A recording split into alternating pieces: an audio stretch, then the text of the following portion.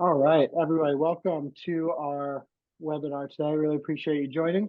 Uh, really honored to have three distinguished guests with us. We have Brian Kelly, Kyle Daun, and Gregg Laroche. I will give a quick background on each and then hand it over to Brian to lead our discussion today about CMMC in higher education. So Brian Kelly is the AVP of Virtual CISO with Compass IT Compliance. He's an active member of the higher ed infosec community, and most recently served as the Cybersecurity Program Director at Educause. Before that was the CISO at Quinnipiac and a retired Air Force Cyber Operations Officer. So we thank you for your service there. Kyle Daun is the AVP of the Audit and Risk Management team at Compass IT with 23 years experience working within the DoD. He currently holds multiple cybersecurity and auditing certificates, including CISA, CISM, CDPSE, and he's a RP within CMMC. And Gregg Laroche, the VP of Product at PreVeil, and is responsible for product management and compliance with over 20 years experience leading product teams and delivering tech solutions to enterprises, both in the commercial and regulated spaces of cybersecurity, mobile app security, IT systems management, and healthcare. So with that, I will hand it over to Brian, and I will share my screen, hopefully in full slideshow mode here. Thanks, Seth. Appreciate that opening. Yeah, I think we'll jump to, I think slide 3 is sort of the timeline that we'll start with, just to give some perspective and some context on where we are as a community. Yeah, so thanks for this update on the timeline. So, some of us were busy over the summer, but apparently the DoD was busy working. So back in July, they officially submitted CMMC version 2.0, that rule, to the Office of Information and Regulatory Affairs, OIRA. So we were talking earlier about acronyms and how to pronounce. I say OIRA. I don't know, Kyle, you could correct me if that's wrong. That's a subset under the Office of Management and Budget, or OMB. And the rule is really, the intent was with that submission over the summer, the rule would be reviewed and published in late October of this year. As far as the DoD is concerned, that rule is complete. They've sent it in. We'll see what happens with the pending government shutdown in October, whether that moves or further delays.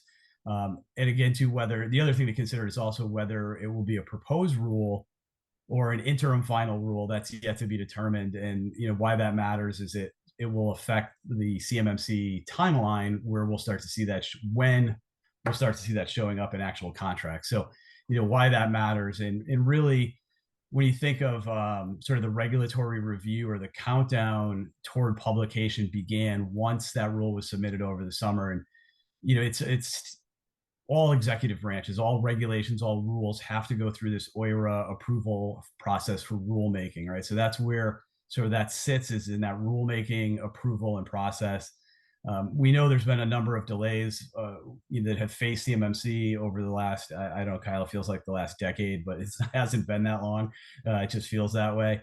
And certainly submitting the CMMC to 2.0 to OIRA isn't the last step. It's the rest of the rulemaking process has been set in motion from the OIRA perspective, right? And we all know, most of us know, right, the government bureaucracy around federal rulemaking means it could be a few more steps before we start to see CMMC showing up in our contracts for our colleges and our universities, or in general, where we might see that from a sub perspective as well. Some of the other things in this timeline is to really think about, OIRA has sort of 90 days to decide as they're going over that. Submission was back in July. That's where the October date came from. That 90-day timeframe for OIRA is to decide whether they need to send that rule back to the DoD, or that submission back to the DoD for revisions, or forward it for publication to the Federal Register, right? And that's, I think, what I was gonna say we're all hoping for, but maybe we're not all hoping for that, right? But if it does move forward to the Federal Register, then you have this sort of timeline of a 60-day public comment period.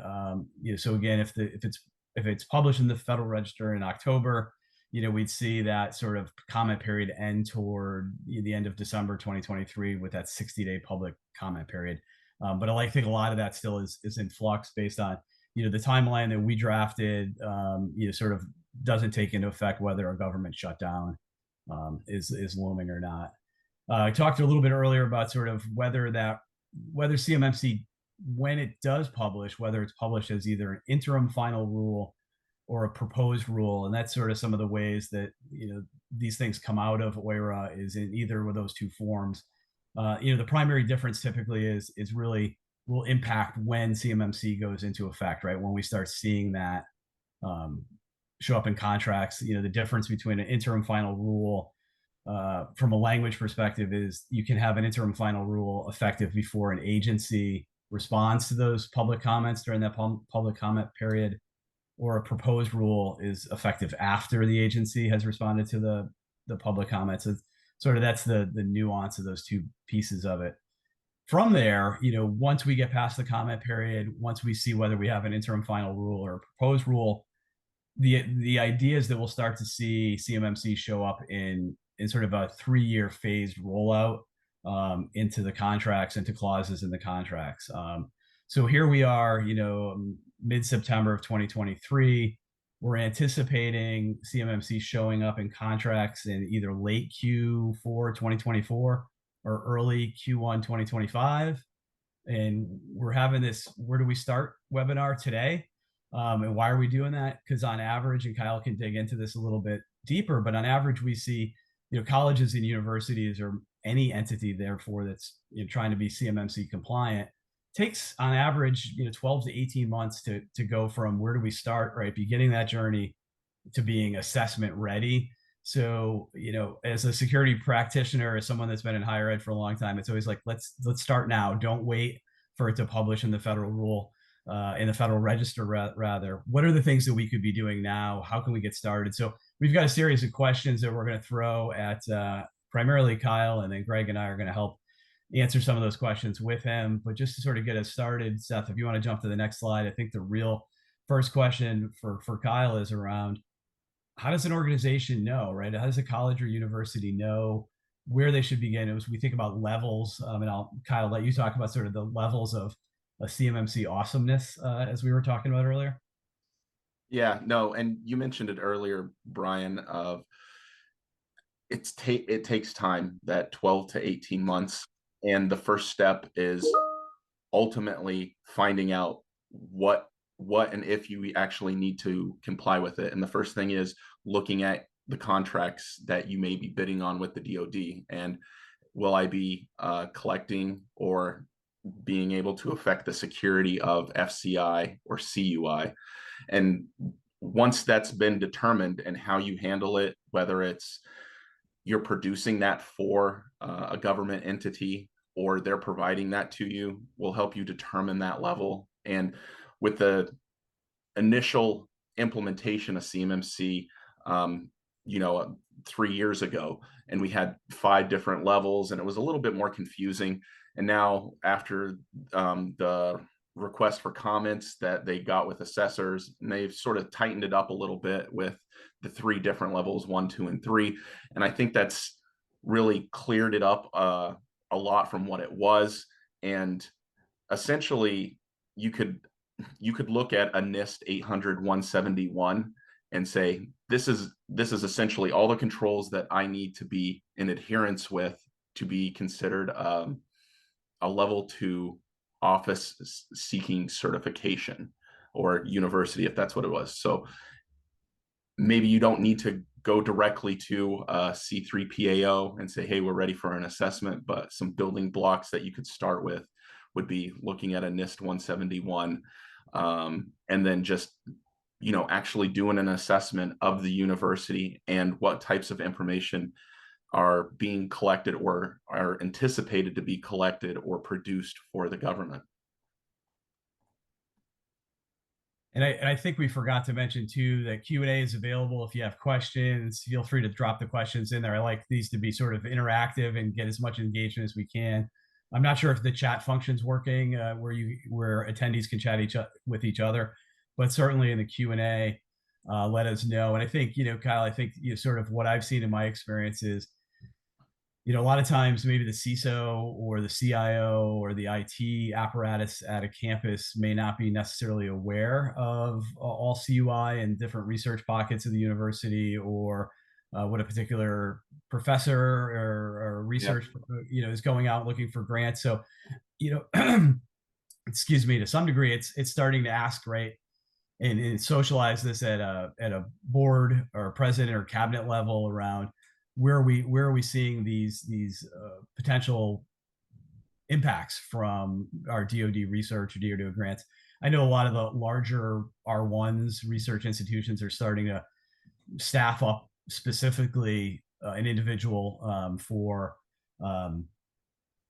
you know, research compliance, whether it's CMMC or other things, just sort of outside the CISO or outside the CIO. Yeah, definitely.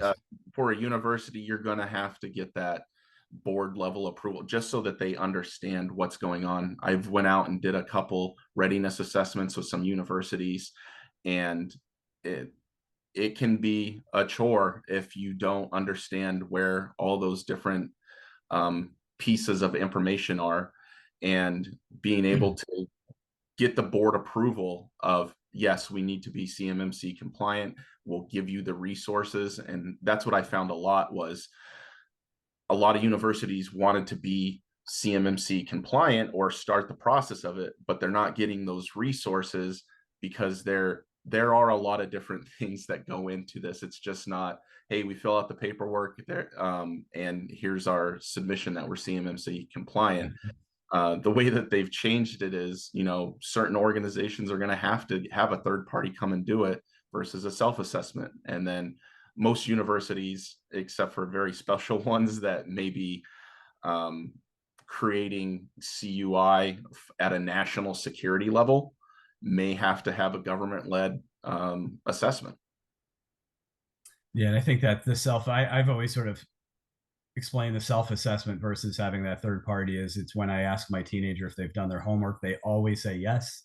When I ask to see it, they say they'll be back tomorrow, right? So a little bit of that. PCIs and PCCs. Right.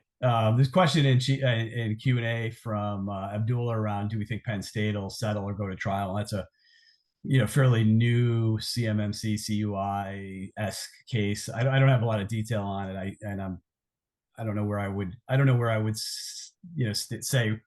I think it might be too early to say one way or the other, from my opinion. But I don't know, Kyle, if you've been tracking that or not. If we can come back to that later. Yeah, we need to come back to that one.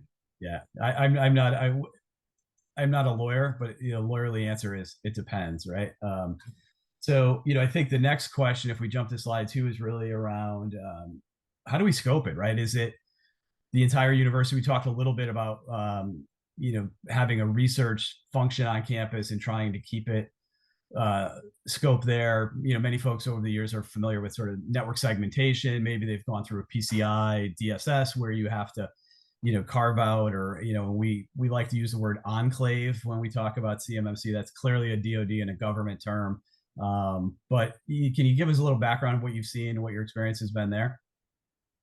Yeah, and for the universities and the schools that I went and helped with their readiness assessment, they did set up those enclaves or segments, and that's going to be the best way to do it, because when you think about all the different departments, all the little pieces that are within a university, and having that in scope of CMMC and all the requirements and checks that need to happen, it's more advantageous to set up that segment or that enclave to make sure that you have isolation that's proper for whether it's FCI or CUI.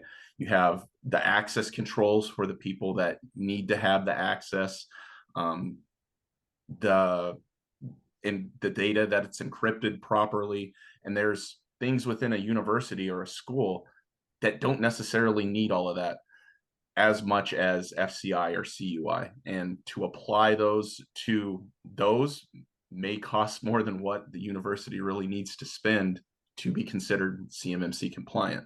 So definitely looking at ways that you can set up that enclave to segment that data is going to be the best approach.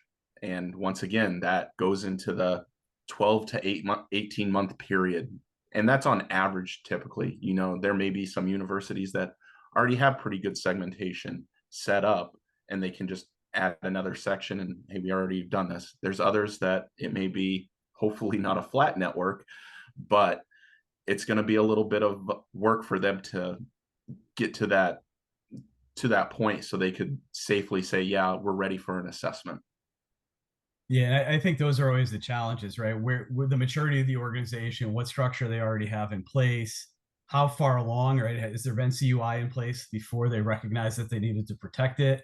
Those things come along, and understanding how you approach it, right? And looking for, there is a path forward, right? You've seen it with others, and I think clearly higher ed, there's a lot of resources, and we'll share some of those later on the community and how we can learn from each other and benefit from some of the solutions that are out there that others have figured out, as well as your own environment. So that's it. I think it's a good, it's a sort of a good way from like, okay, how do we segment, and scope and build out enclaves to the sort of the next question, which is focus. We talked a little bit about sort of the personnel aspect of it, right? And sometimes we'll see in these compliance regulations a named person, a responsible individual, right? So do we need a CISO or a full security team? I remember when I was a CISO at Quinnipiac, I used to view myself as a responsible person, but I often was also the responsible person, right? And they have two very different meanings, especially for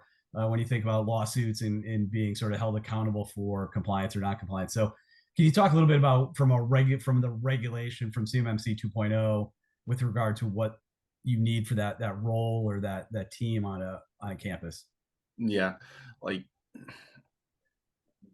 I guess the short answer is yes, but it all depends. So if you have a smaller organization, you could have a CISO that has multiple hats, that their sole job and they're dedicated only to information security.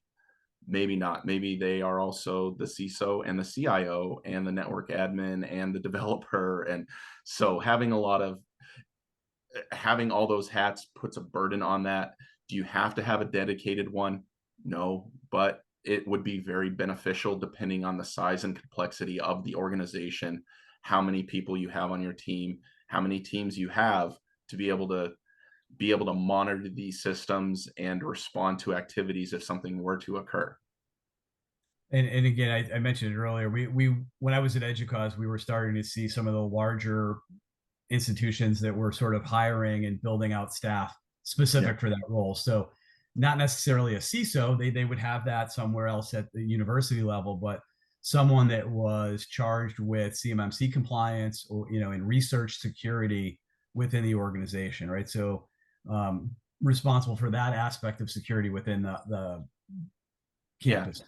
And that's not saying that you have to go and hire a CISO or an entire IT team. There's multiple ways to do it. You could use MSSPs. You can use those virtual CISOs. You just need to be able to manage that, and you're ultimately held responsible for those actions if you do decide to go with a third party like that. But when doing this, you want to make sure that you're finding those third parties that have the expertise and have the familiarity with what you're trying to do. It's not the cheapest, it's not the most expensive, it's the one that's going to fit your need and fit your need and be able to get you to where you need to be in the future. No, that makes sense. There is a question in Q&A, but I think we've got one or two more, and then I think it'll dovetail into the technology. So we look at question 4. We were thinking about, and I think that's a good follow on to where you just left off, Kyle, was around sort of like, okay, how do we prepare as an institution for an assessment, right? You were sort of saying, it's not always the best, what solution fits your need, what solution, whether it's from an assessment standpoint or how you move forward. So this, I think, is a good sort of follow up on how do you prepare? Where they know that they're going to have a CMMC compliance coming. How do you start? Where do you start?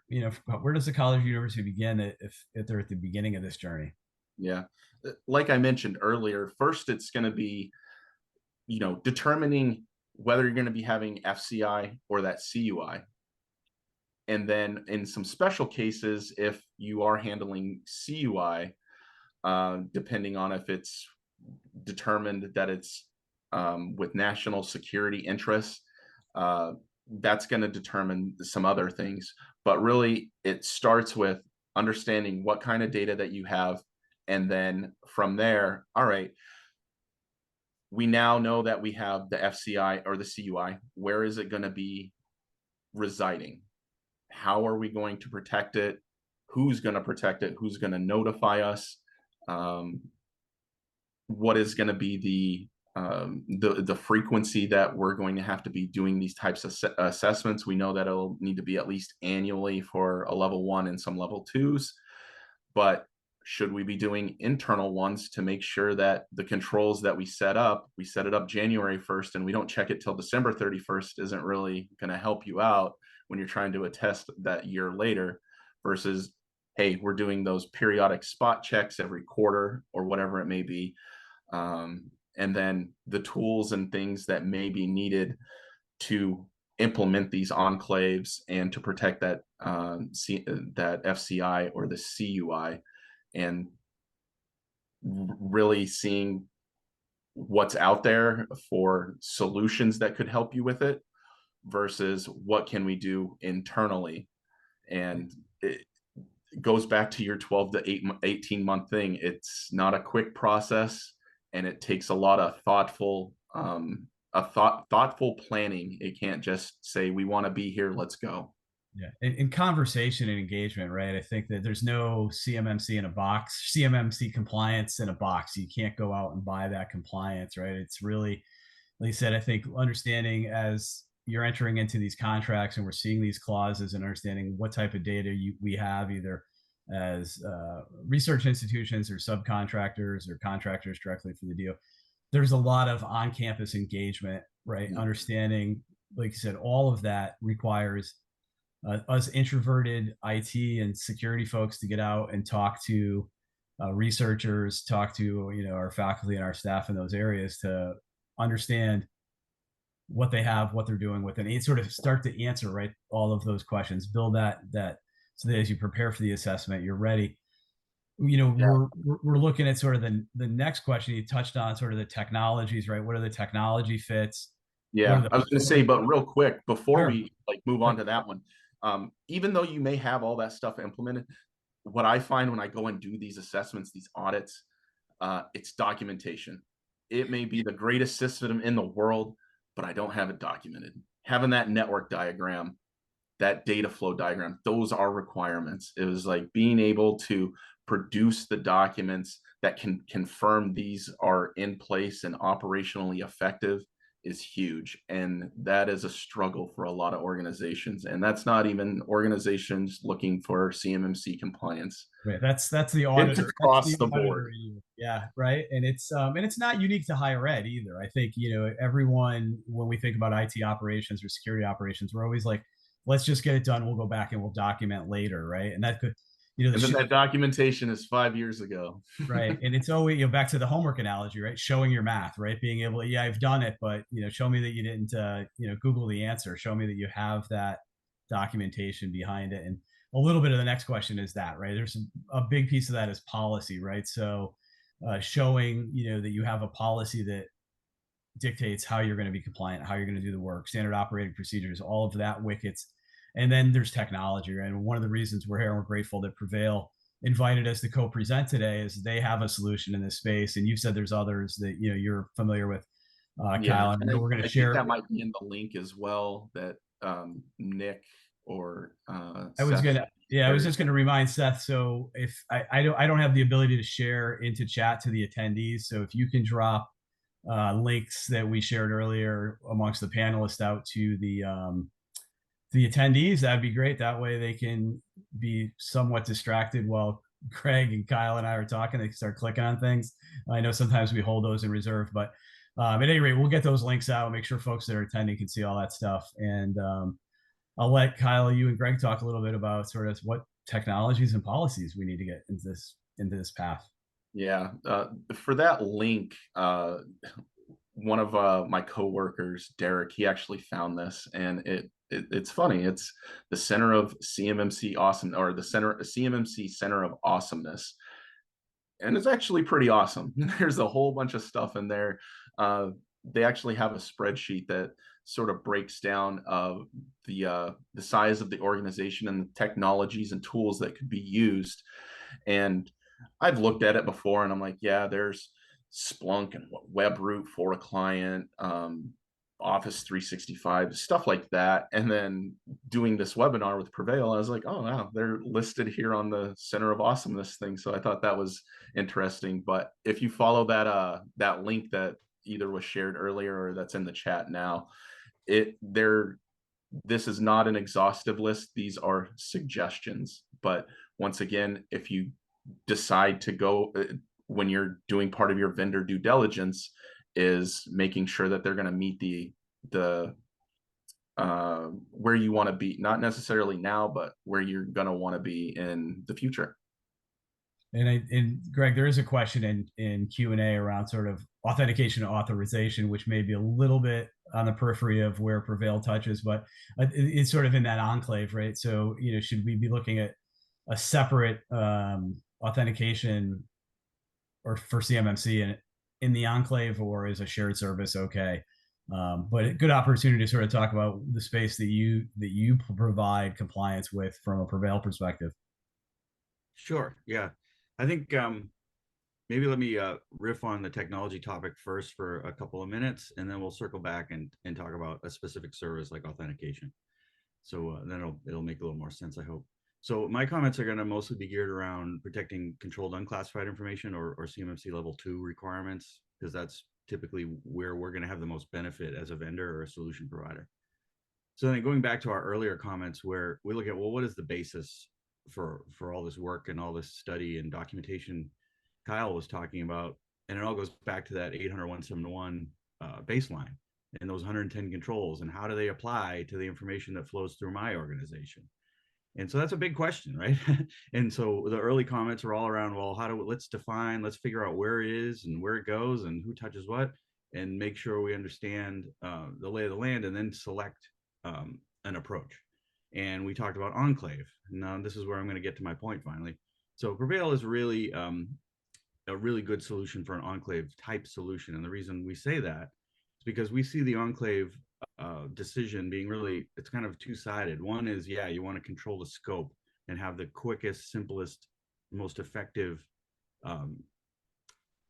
security program definition you can have, and the tightest boundary you can create. That's one side. The flip side is, well, we also don't want to disrupt the rest of the business, right? So we don't want to have to rip and replace, the other 80% of what we're doing. And so an enclave makes sense for us from a business standpoint as well as a compliance standpoint. And so that's really a place where we play as a vendor.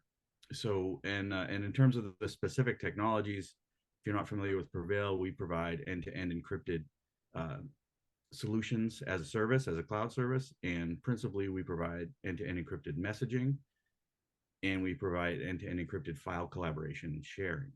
And those are really two critical operations for CUI. So people need to talk about it amongst themselves, and they need a secure messaging platform to do that on that's compliant. And then they also need to share information, data, files, any kind of operational information, drawings. And so that you need a secure, compliant place to do that as well.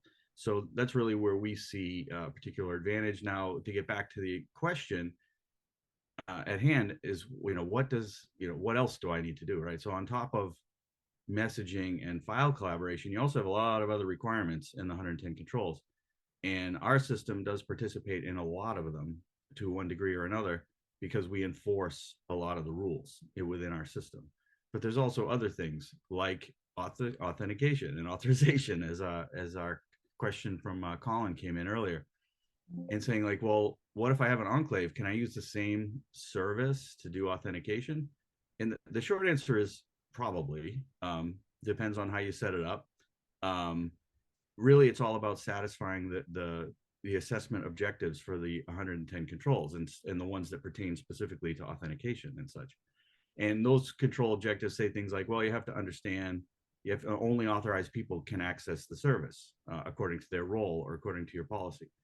And so if you can enforce that and document it and prove to an assessor that it is controlled and that only authenticated people are getting into the services, yeah, that can happen. You can use the same authentication on your commercial business as well, as long as it's, you know, meeting the requirement within your enclave. So hopefully that helps get around back to that question. So, but there is a lot of technology decisions to be made, because technology is a part of how these controls get implemented and enforced. But again, it also goes back to, as Kyle was saying earlier, documentation. How do I document all that?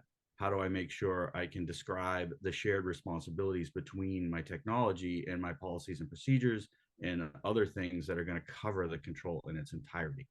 And so technology plays an important role, but I also say so does documentation, which is why we spend a lot of time as a vendor providing sample and templated documentation to our customers to help them kind of get a foot up on whatever approach they want to take.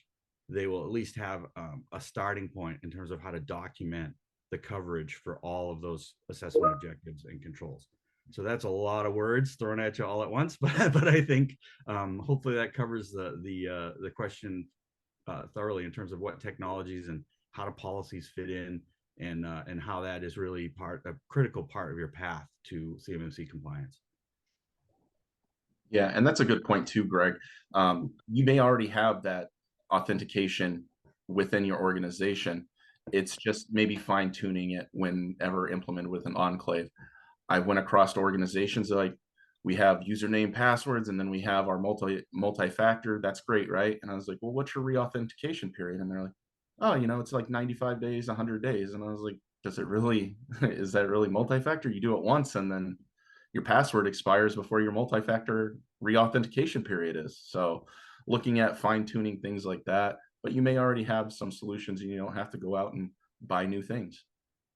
And that's a cross section where the complementary between a technology and a policy, right? So you have the technology for authentication, but the policy is that it doesn't have to re-auth, right? So you have that reconciliation.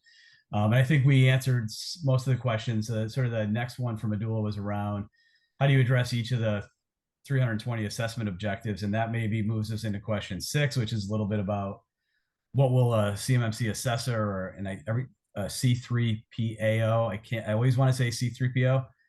We've had this conversation before. What are they looking for when they're determining compliance, right? And how does that sort of map to the question that Abdul asked in chat as well? Yeah. So essentially, as an assessor, we're going to go out there and we're going to take the controls that are, well, first off, we will scope the environment to ensure that it has been scoped properly, that the data types that have been identified by the organization are true and where they say they are supposed to be at. But essentially, we're going to be looking at documented policies, procedures, those network diagrams, access control, access management. How do you respond to incidences, security awareness training of individuals, configurations of different technologies, third-party vendor relationships and due diligence activities when selecting vendors,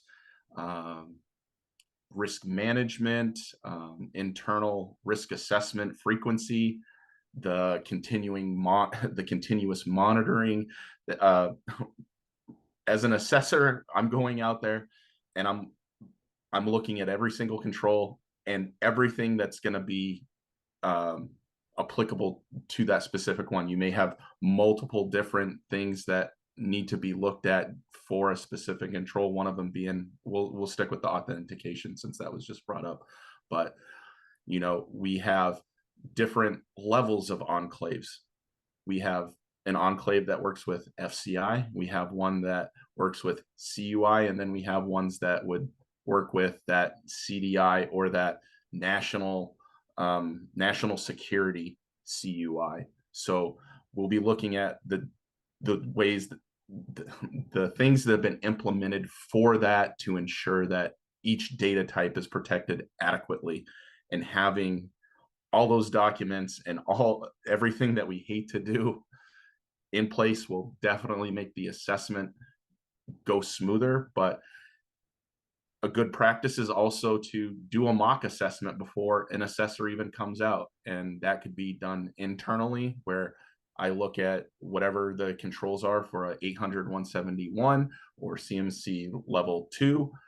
And let's just run through this. Let's just talk about it, almost like an incident response table talk. Let's look at these, talk them through, make sure we have, it was like, yeah, we do have this. I'm not too sure. Let's go check it.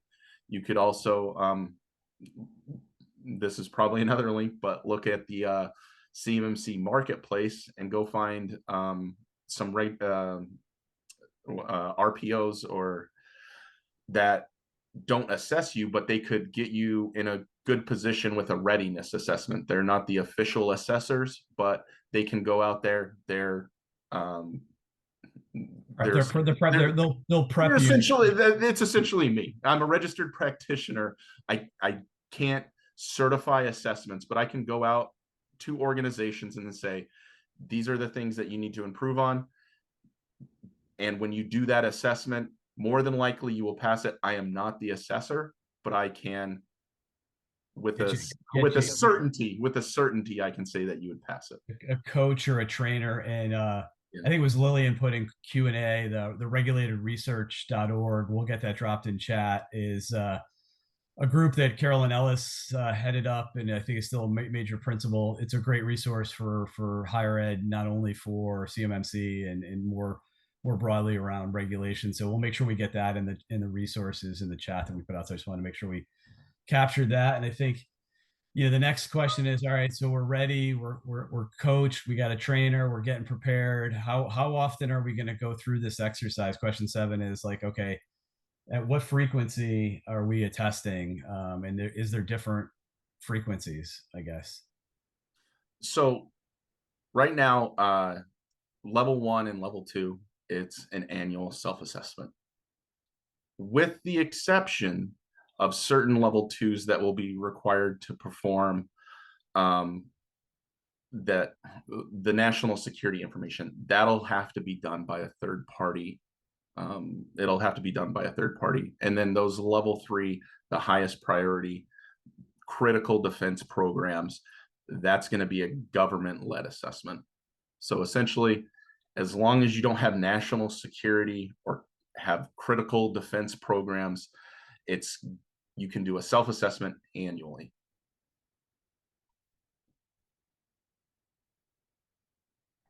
And I was reading chat. I'm seeing the links in chat. I don't know if the rest of the attendees, I just saw Abdullah say the chat's disabled, so they can't click the link. So I love Zoom, I love Teams, I love Chime, I love WebEx. They all have different features. So we'll get that straightened out. If we can't before we end, we'll make sure we send attendees all the links that we promised we would. I think that's almost our last question. Kyle, is back to resource. Our last question is the answers that we're trying to provide in chat is, the resources that are available both in higher ed and outside. We have some of those. It's always good to hear what other people, if there's things we missed. I know some of that's already happening in Q&A, things that we might want to share. Anything, Kyle or Greg, that you're seeing from resources that are either new or tried and true with CMMC that we should be discussing or making attendees aware of? Yeah, I'd say a few words on what we can expect in the near future for official documentation coming out of the DoD. And I think that's an important topic, because right now the documents we're going on are old. They're soon to be superseded. And so that'll help drive a lot of clarity and certainty in the market. Right now, like we said earlier, all of these requirements are based on a NIST standard that is well documented and has been around for many, many years. So that's really not the problem. The uncertainty comes in a lot of cases in like, well, how do I scope my enclave properly, and what are the assessment criteria? How is an assessor going to come in and measure all these controls?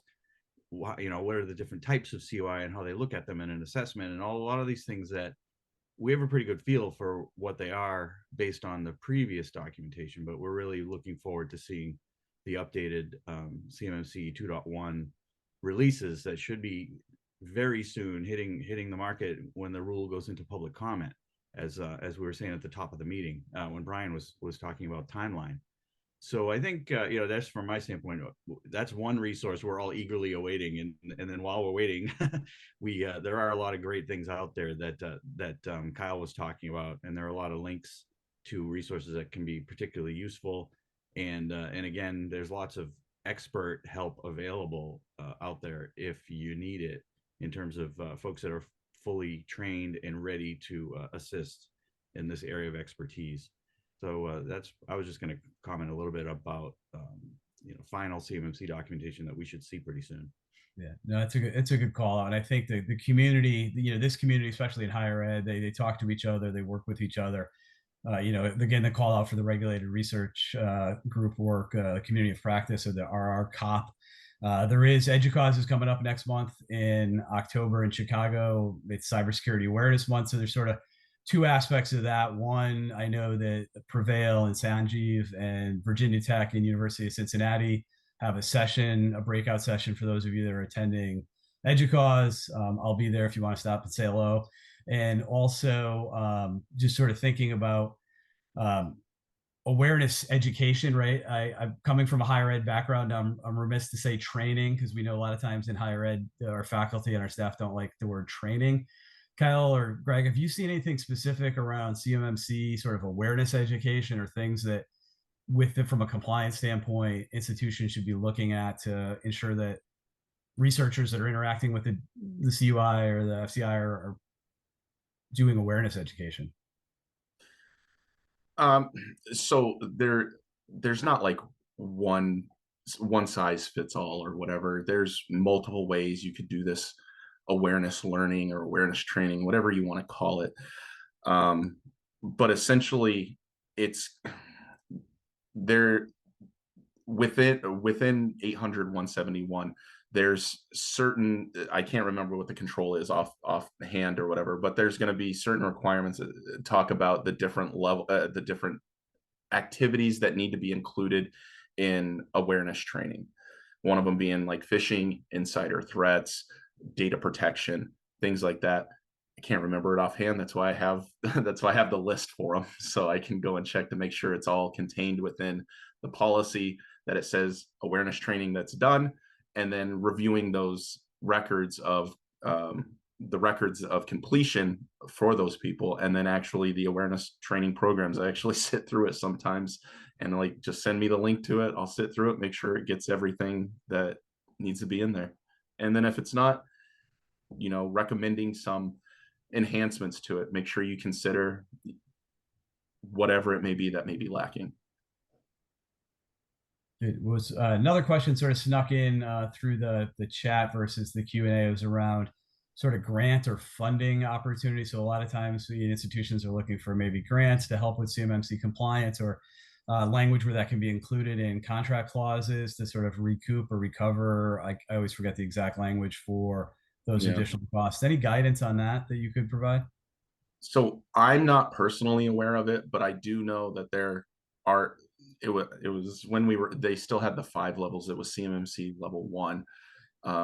We did a lot of readiness assessments in preparation that CMMC 1.0 was going to be the law of the land and everything like that, but understanding that. But there were some grants out there for organizations that said, if you do this readiness assessment, you don't have to pass it, you need to conduct it, so that at least we have our baseline of where issues may be identified, so that we have a roadmap to compliance when this actually does come into effect. So don't know specific grants that are available, but more than likely they're probably out there. Yeah, and what we see also in the supply chain world, which would also apply to the higher ed space, the costs associated with pursuing these projects and getting yourself compliant, those costs are considered allowable, right? So they can be rolled into your G&A and be part of your labor rates that you're quoting when you bid work. So that's all something you can consider as you're structuring and budgeting for your CMMC journey. Know that those costs can be segregated and are allowable. So that's just something else to consider.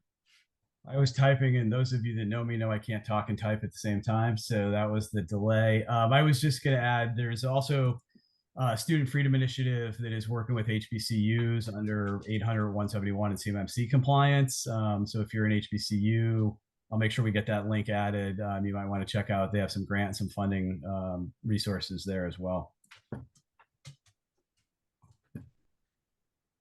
And I think we're out of questions. I'm looking at Q&A. I'm looking at the additional nudges that Nick was providing in the back end. Thanks, Nick, for that, and your help, Seth, on getting that. Hopefully, folks were able to click into the chat and see the links. If not, I think we have registration information that we can get this data back out to people. So you have it. We'll watch Q&A. Any final words, Kyle, Greg, anything we didn't miss that you desperately wanted to cover? Any, like, oh, the gotchas, or any, I forgot about this? I would say, I know the link is in the chat or whatever, but if you are looking for assistance with doing an assessment or anything, go to the Cyber AV marketplace and find people that are certified. Just because my website says that I'm certified and my organization is that, you have to go through training. You have to go through the process to become certified to do these types of assessments.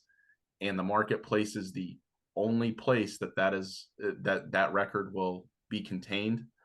So no matter what the website says, do your due diligence, go and check it. Don't get hemmed up for not having an actual certified assessor do these assessments when they do come into play. And we are recording this, and there was a question, Seth, we'll send this the attendees, anyone that registered will get the link, and I'm assuming Nick and Seth, we might post it both on Compass and PreVeil site as well for folks that weren't able to attend or want to go back and recheck what Brian was saying when he was talking so quickly, right? That's correct. Greg, I'm sorry, you were going to jump in. I just was going to make a parting comment to help us close out. We have a lot of customers in our customer base that are struggling with this same, CMMC journey and compliance and 800, 171. My, free advice is not to wait too long, because as you were saying earlier at the top of your presentation, these projects take some time to implement. There's a lot of documentation. There's a lot of things that have to be done correctly, so that you can be ready for an assessment when that day comes. And so don't wait.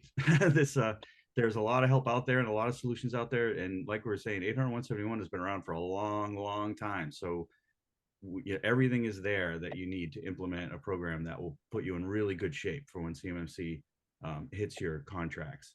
And but in the meantime, you may already have an 800, 171 requirement in your contract. So that's been in contracts for many years. So that's the same set of requirements. So we would just recommend that you don't sit on this too long, because it's coming, and it takes a long time to be ready. Yeah.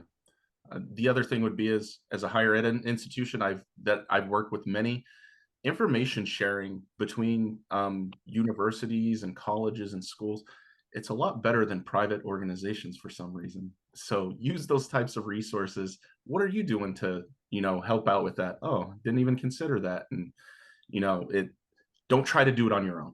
Don't do it on your own. And that's a good positive tone to finish with, to wrap up the webinar, is that the community, and we know this in higher ed, and that we collaborate quite a bit, right? But I think it's good for the community to hear that we might be better in some instances than other verticals, right? And that's, I think, the beauty that you see across different verticals. And I think in higher ed, you get very myopic that you're under-resourced, we're understaffed, and maybe the Raytheons and the other large, maybe those folks have it better off. But your point's well taken, is that this is a collaborative community and we can learn together. So I'll close and say thanks, Kyle, for your expertise and support. Greg, thanks for joining and giving the technical spin.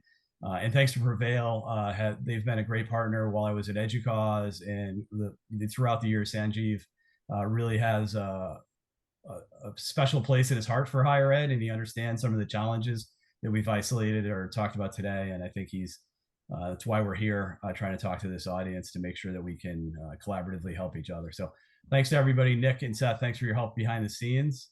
And hopefully we get these links sent out to everybody, and have a great rest of your week.